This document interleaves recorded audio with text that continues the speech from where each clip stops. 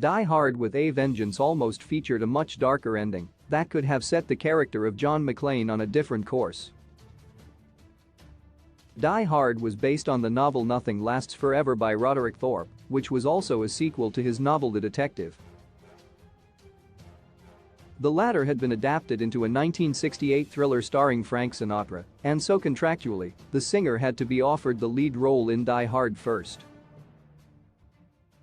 By this stage, Sinatra had retired from acting, while everybody from Clint Eastwood to Arnold Schwarzenegger passed on the project. Bruce Willis eventually landed the role, which transformed his career and ushered in a new era of more vulnerable action heroes. Through much of the 80s, the near-indestructible likes of Arnie or Stallone had dominated action cinema. Die Hard's McClane was an antidote to that, with the character having to push through his fear and overcoming several injuries to save the day. Willis returned for 4 sequels, though it's possible to track his waning interest in the movies as the saga wore on. By the time 2013's A Good Day to Die Hard was released, which saw the character withstand damage that would take down lesser superheroes, it was clear the series had strayed too far from the source.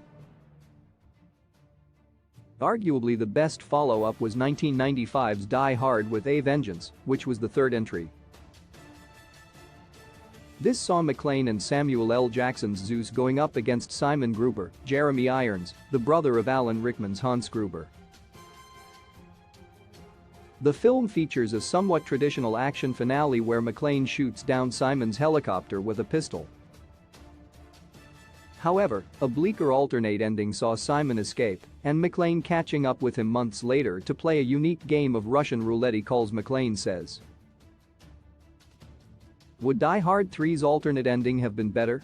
Watch the ending here. This Die Hard with a Vengeance ending revealed Simon and his crew got away with the gold heist, though they tricked authorities into believing it had been blown up. The NYPD and FBI also suspected McClane himself had some kind of involvement, so he was fired and his pension taken away. McClane brings Simon a present, a Chinese rocket launcher with all the sightings removed, making it impossible to tell which end the rocket will fire from.